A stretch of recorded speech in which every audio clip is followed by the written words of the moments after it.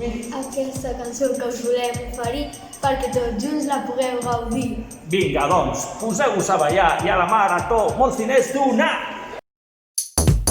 Now this is a story all about how my life got flipped, turned upside down. And I'd like to take a minute, just sit right there. I'll tell you how I became the prince of a town called Bel Air.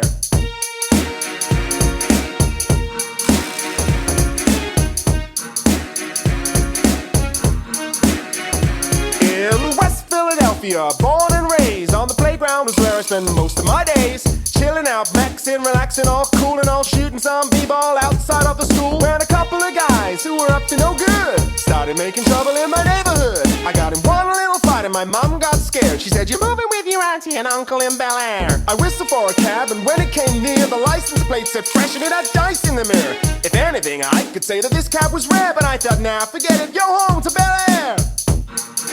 I pulled up to the house about 7 or 8 and I yelled to the cabbie, "Yo home, smell you later." I looked at my kingdom, I was finally there to sit on my throne as the Prince of Bel Air.